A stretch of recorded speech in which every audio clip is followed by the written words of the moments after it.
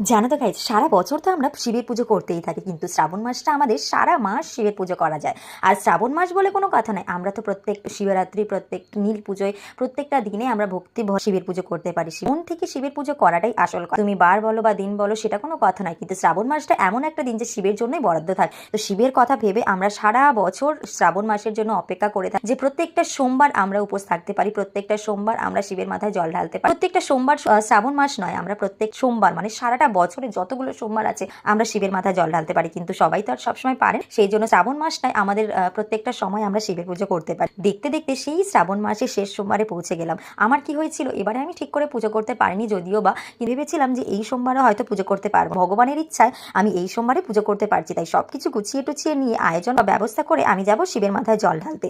শিবের মাথায় জল ঢালার সমস্ত জল রেডি করে নিয়ে, যা দিয়ে মধু দিয়ে, ঘি দিয়ে, সবকিছু ফল নিয়ে, সমস্ত কিছু বেলপাতা, দুধ টুধ নিয়ে আমি সবকিছু গুছিয়ে নিচ্ছি। গুছিয়ে নিয়ে যাওয়ার পর তারপর আমি যাব বাবার মাথায় জল ঢালতে। বাড়িতে তো বাবার মাথায় জল ঢালবই, আর কিন্তু বাইরে গিয়ে একটু জল ঢেলে নিয়ে আসবো। দেখো তো আমার প্লেট গুছানোটা কেমন হয়েছে তোমরা অবশ্যই আমাকে কমেন্ট করে জান। তো আমি যতটা পারি ততটা আমি গুছিয়ে ফেলেছি, আর যারা যারা আমি যদি কোনো ত্রুটি থাকে তাহলে আমাকে অবশ্যই জান। তো আমি বেরিয়ে পড়েছি বাবার মাথায় জল ঢালতে যাবো বলে। তো hey guys, welcome back to my channel. আমার চ্যানেলে তোমাদের সবাইকে স্বাগত। তো আজকে আমার ভিডিও তোমাদের কেমন লাগে আমাকে অবশ্যই কমেন্টের মাধ্যমে তোমরা সবাই জানিও, আর কোনো ভুল ত্রুটি থাকলে অবশ্যই আমাকে কমেন্ট করে জানিও। যে অ্যাকচুয়ালি আমিও এক্সপিরিয়েন্স নই, আমি তো নতুন নতুন ব্লগ করছি, তো আমার যদি কোনো ভুল ত্রুটি থাকে তোমরা যারা এক্সপিরিয়েন্স আছো তারা আমাকে অবশ্যই একটু সাজেশন করো যে কোনটা কিরকম করলে ভিডিও সম্পর্কে আমার যদিও বা খুব একটা নলেজ নেই, যেটুকু আছে আমি সেই আমার সব মতো তোমরা আমাকে অবশ্যই কমেন্ট করে জানিও যে কিরকম কি ব্লগ করলে ভালো লাগবে, নতুন নতুন আইডিয়া দিও। মন্দিরে পৌঁছে গেছি, আমি তোমাদেরকে দেখাতে পারিনি কারণ আমার কাছে কেউ ছিল না সেই সময়। করে বাবার মাথায় জল টল ঢেলে আমি বাড়িতে পৌঁছে গেছি। বাড়িতে এসে বাবার মাথায়, আমাদের ঘরের শিব ঠাকুরের মাথাতেও জল ঢেলে নিয়েছি। তো জল টল ঢেলে টেলে নিয়ে ভাবলাম,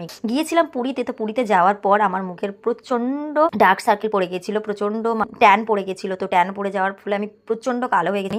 একটুখানি ফেস প্যাক মেখে নিই, তো সেই ফেস প্যাক মেখে মুখ হাত পা ধুয়ে টুয়ে নিয়ে দুপুরবেলা খাওয়া দাওয়া করে নিয়ে তারপর আমরা চলে এসেছিলাম সন্ধ্যেবেলায় আবার সেই মন্দিরে। আমাদের এখানে খুব বড় করে পুজো হয়, শিবের পুজো হয়, মানে লাস্ট সোমবার দিন খাওয়া দাওয়া করানো হয়। তো গাইস, আমাদের এখানকার পুজো তোমাদের কেমন লেগেছে অবশ্যই জানিও, আর আমার ভিডিওটাকে সাবস্ক্রাইব, লাইক, কমেন্ট, শেয়ার অবশ্যই করে দিও। তো টাটা গাইস, আবার দেখা হচ্ছে নেক্সট ভিডিওতে।